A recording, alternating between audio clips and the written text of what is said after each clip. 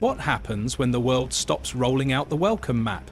In 2025, that's no longer a hypothetical for British citizens. It's reality. Countries that once actively recruited UK workers, students and retirees are suddenly flipping the script. New immigration policies, shifting alliances and post-Brexit tension have created a perfect storm. The result? A wave of quiet bans and legal hurdles specifically targeting Brits. It's not about tighter borders in general, it's about targeted restrictions that signal a deep change in how the world views Britain's role abroad.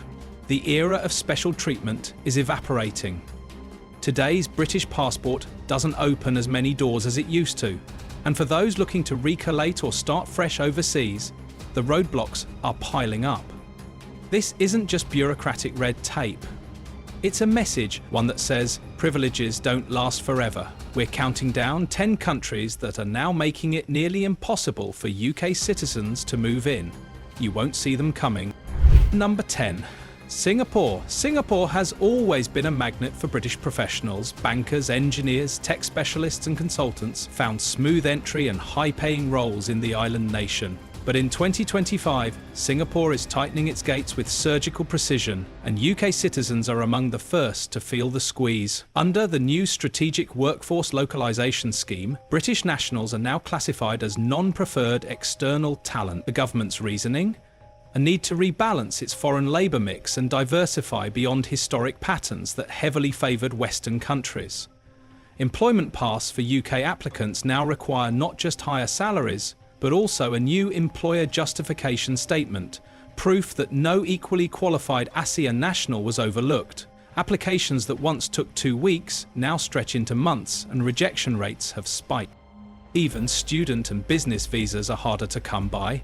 UK-based firms must now secure regional compliance audits before sending staff into Singapore, and international schools, once filled with British teachers, face new quotas on foreign hires. The country's global outlook hasn't vanished, but in 2025, Singapore is recalibrating, and the UK is no longer the default partner. Number 9. Thailand. Thailand has long been a British expat favourite. Beaches, low cost of living and easy long-stay visas made it a top pick for retirees, remote workers and English teachers. But in 2025, that door has narrowed to a crack. Following the implementation of the National Residency Reform Act, Thailand has restructured its visa categories with a new focus on regional partnerships and economic reciprocity. The UK, no longer seen as a priority nation, has been downgraded to a high-risk administrative tier.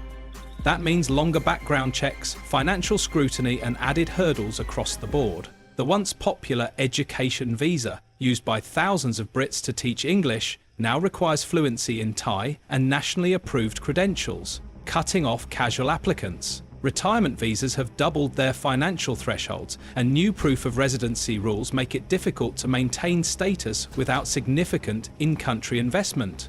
Even tourist entries are changing. British citizens now face capped monthly quotas for visa on arrival, and frequent travellers are being flagged for overstay suspicion, even with clean records. Thailand hasn't banned Brits, but in 2025 it's made staying legally far more difficult and far less welcoming. Number 8. Cyprus. For years, Cyprus functioned almost like an unofficial extension of southern England. British retirees made up a visible slice of the population, British businesses dotted the coastlines, and English was practically a second national language. But in 2025, that long-standing comfort zone is dissolving fast.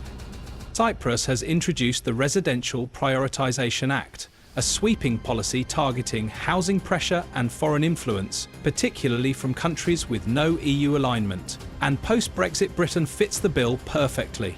New residency applications from UK citizens now fall under the non-aligned third country category, which means far tighter income thresholds, mandatory Greek or Turkish language certifications, and a minimum 5-year private health insurance plan, all up front. Those applying to buy property face an additional 12% tax if they don't hold EU or EFTA passports. Even retirees who've lived in Cyprus for years are seeing change. Long-term visa renewals now require proof of active community contribution, like volunteer work or local employment.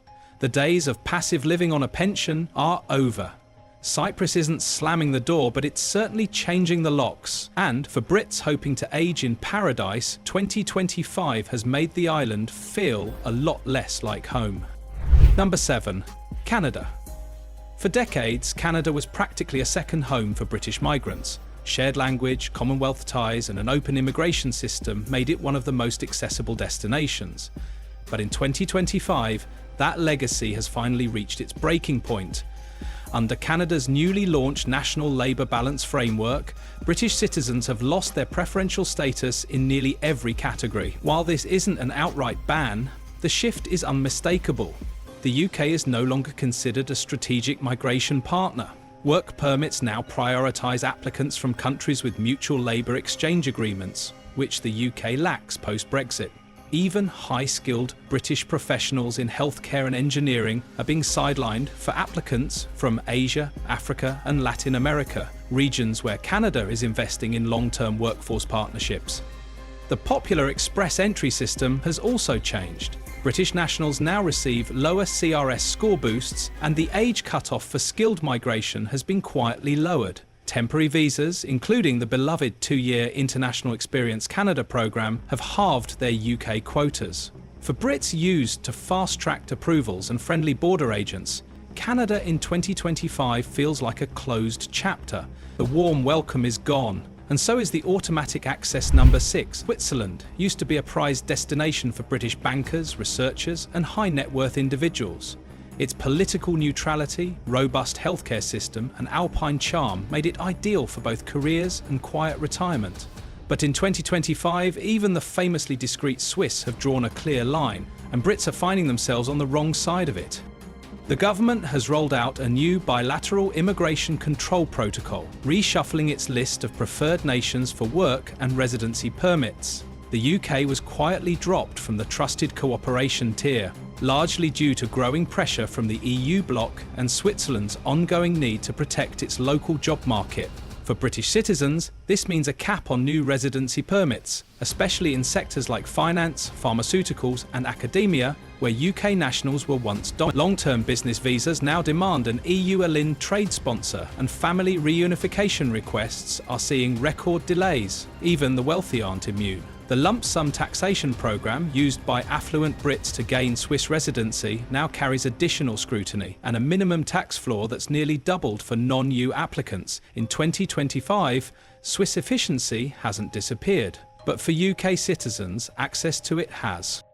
Number 5. Spain has long been the UK's sun-drenched safety net. Whether it was retirees in Alicante, remote workers in Barcelona, or seasonal workers on the coast, British citizens built entire communities there. But in 2025, that comfort is cracking and fast. In response to rising housing costs and strained healthcare systems, Spain has enacted the Sustainable Residency Enforcement Act, which imposes country-specific immigration caps. The UK, now classified under non-cooperative external jurisdictions, has seen its quotas cut by more than half.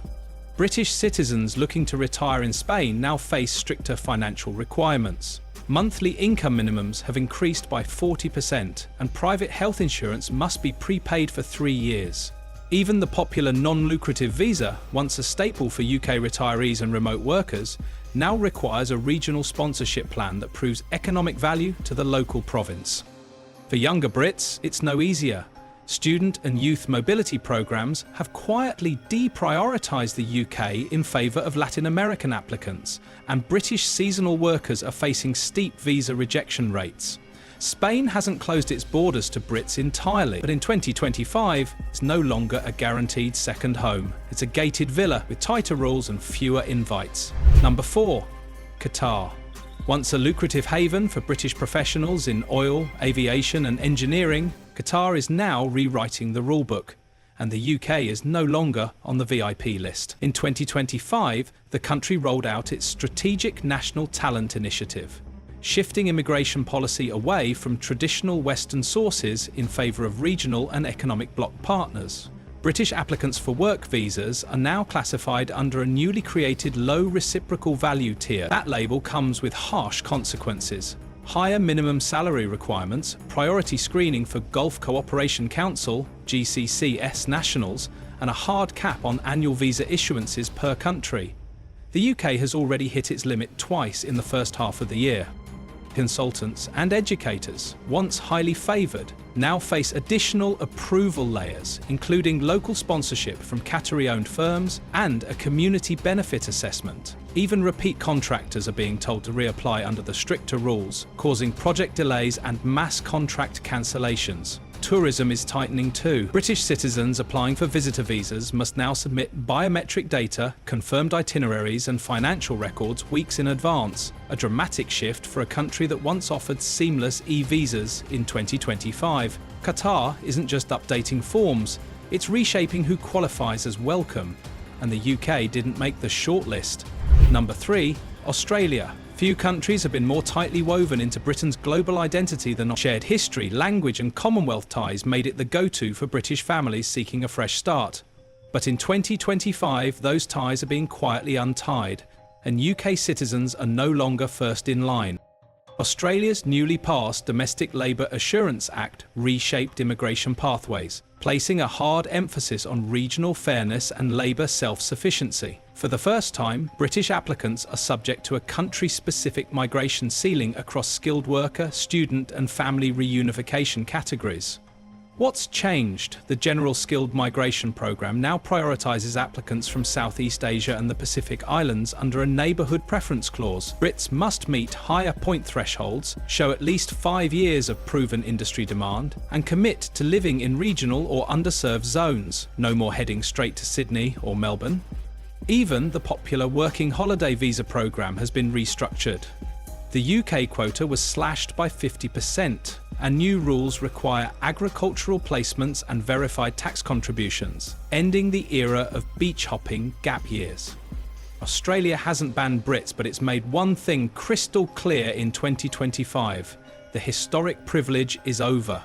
An entry must now be earned, not assumed. Number 2, Netherlands. The Netherlands once stood out as one of the most tolerant and internationally minded countries in Europe. Amsterdam was a second home for British creatives, freelancers and students alike. But in 2025, the Dutch government has taken a sharp turn, and the UK has landed directly in its crosshairs. Following the rollout of the EU Compliance and Residency Alignment Act, the Netherlands has fully realigned its immigration policy to favour EU and EFTA nations. The UK, now viewed as a non-cooperative third country, faces some of the harshest restrictions in the bloc. Work permits for UK nationals now require Dutch language proficiency, in-demand technical skills, and a job offer with a salary 25% above the national average. Freelancers, once able to register with a Chamber of Commerce number and a contract or two, are now outright blocked unless they can show €100,000, 0 cents, in annual income and local clients. Even the student visa pathway, long dominated by Brits in fields like design and engineering, has been scaled back. UK students must now secure financial guarantees from Dutch institutions, show EU health insurance coverage, and commit to return plans post-graduation. The final blow? The Netherlands quietly suspended its fast-track residence registration for UK nationals, turning what was once a seamless process into a bureaucratic slog. In 2025, the Netherlands isn't just closing doors, it's bolting them shut. And for British migrants, the welcome has officially expired. Number 1, United States. The United States has long been seen as the big-ticket destination for British citizens chasing career breakthroughs, academic prestige, or just the promise of a bigger life. But in 2025, even America is slamming the brakes, and the UK is feeling it hard. Under the Fair Access and Reciprocity Act, the US has restructured its visa priorities to favour nations offering equal treatment to American citizens abroad. Thanks to ongoing transatlantic disagreements over data laws, taxation and mobility, British nationals have now slipped down the eligibility ladder. The most significant hit comes in the employment sector. H-1B visas for UK applicants are being flagged for delayed adjudication, meaning longer processing, more documentation and a higher rejection rate. Even intra-company transfers under the L1 visa are now subject to stricter site visits and salary thresholds. Student access is tightening too. F1 visa holders from the UK must now prepay their first year's tuition and housing in full and provide biometric data even for renewals. Business travellers? No more ESTA Fast Track. UK citizens now require full visa interviews and a 6-week advance appointment. It's not a ban, but it's no longer friendly skies either. In 2025, the US is sending a clear message: British access is no longer automatic, and the red carpet has been rolled up. Number 1, Netherlands. The Netherlands once stood out as one of the most tolerant and internationally minded countries in Europe. Amsterdam was the second home for British creatives, freelancers and students alike. But in 2025, the Dutch government has taken a sharp turn, and the UK has landed directly in its crosshairs. Following the rollout of the EU Compliance and Residency Alignment Act, the Netherlands has fully realigned its immigration policy to favour EU and EFTA nations. The UK, now viewed as a non-cooperative third country, faces some of the harshest restrictions in the bloc. Work permits for UK nationals now require Dutch-managed proficiency, in-demand technical skills, and a job offer with a salary 25% above the national average. Freelancers, once able to register with a Chamber of Commerce number and a contract or two, are now outright blocked unless they can show €100,000, 0 cents in annual income and local clients. Even the student visa pathway, long dominated by Brits in fields like design and engineering, has been scaled back. UK students must now secure financial guarantees from Dutch institutions, show EU health insurance coverage and commit to return plans post-graduation. The final blow? The Netherlands quietly suspended its fast-track residence registration for UK nationals, turning what was once a seamless process into a bureaucratic slog. In 2025, the Netherlands isn't just closing doors, it's bolting them shut. And for British migrants, the welcome has officially expired.